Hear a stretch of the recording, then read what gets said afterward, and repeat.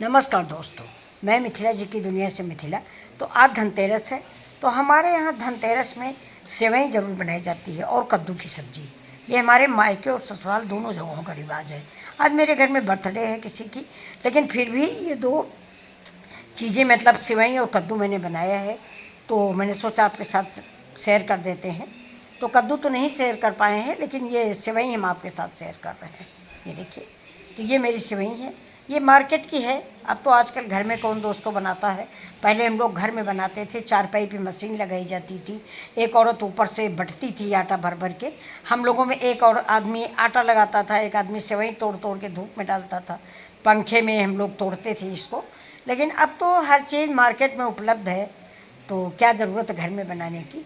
तो देखिए, मैंने गैस जला दिया है। गैस जला के हम इस पर चढ़ाएंगे कढ़ाई, और कढ़ाई चढ़ा के देखिए, पहले तो कोई डालडा में बना लेता था, कोई रिफाइन में बना लेता था, लेकिन सेवई में चाहे एक चम्मच ही घी डालें, ज़्यादा न हो तो।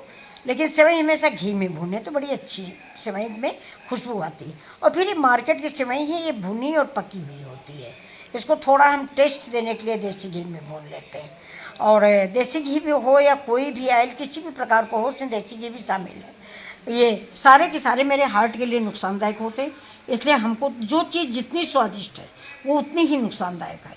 तो ये देखिए, हम बहुत थोड़ा सा घी डाल के सेवई को भून रहे हैं, और ये जब भून जाएगी तब इसमें हम थोड़ा सा पानी डालेंगे। पहले आप कहोगे पानी क्यों डालोगे, दूध डालो, लेकिन पानी डालने से थोड़ा हल्की सी पक जाती है, इसके बाद दूध डालें तो उसका टेस्ट और अच्छा आता है।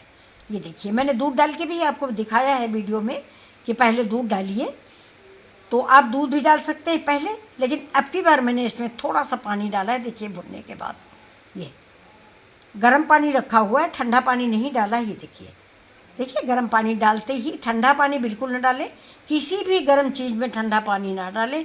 सब्जी है तो भी आप उसमें गुनगुना पानी डालें, नहीं उसके स्वाद जो है उसमें कमी हो जाती है। ठंडा पानी डालने के बाद उसके कुकिंग प्रोसेस रुक जाता है, तो वो स्वाद बदल देता है। तो ये देखिए पानी डालते ही अपने आप ही उबल रहा। अब इसी स्टेज पे हम इसमें दूध डाल देंगे। दूध मेरा 1 किलो था, उसको मैंने गाढ़ा कर लिया। गाढ़ा करके करीब 3 पाव बचा है, मतलब काफ़ी जल गया। 1 किलो से कुछ कम ही रहा होगा, लेकिन ये 3 पाव करीब दूध है। तो अब ये देखिए, इस दूध में हम इस सेवई को पकाएंगे। कम से कम 2 मिनट पकेगी, 2 या 3 मिनट पकेगी। आज मैंने फ्रेंड्स आपको बताया नहीं, देखिए थोड़ा दूध मैंने और डाल दिया है। बताया नहीं, आज मेरे घर में पार्टी है, तो बाहर काफ़ी लोग इकट्ठा हो गए हैं। ये मैं किचन में बना रही हूँ, क्योंकि खाना पीना तो सब बाहर ही बनता है, बाहर के ही लोग हैं।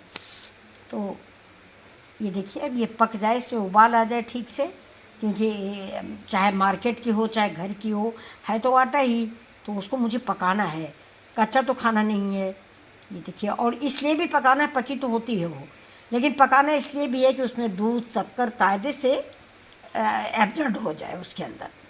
सेवई हमारी दूध को ऑब्जर्व कर ले अपने अंदर।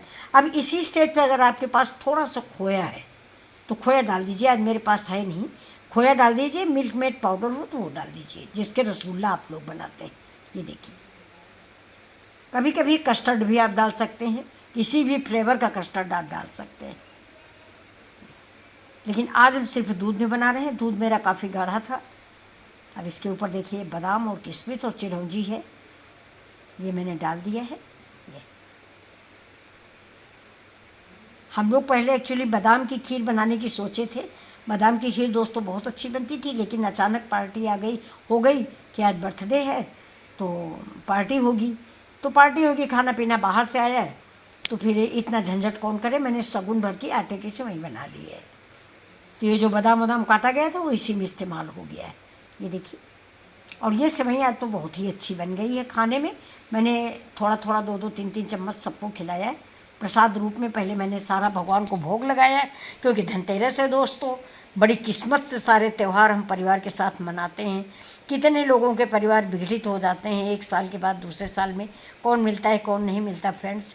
तो भगवान से यही दुआ है कि आप सभी लोग सपरिवार अगले साल भी धनतेरस मनाएं, और हम भी अपने पूरे परिवार के साथ अगले साल फिर सेवई बनाएं, कद्दू बनाएं, आप सब लोगों से मिले, आप सब लोगों को दिखाएं। यही दुआ रहती है 24 घंटे। मंदिर में जाके कुछ भी मत मांगिए, सिर्फ परिवार मांग लीजिए, और खाने भर का मिलता रहे, ये बहुत कुछ है। धन्यवाद।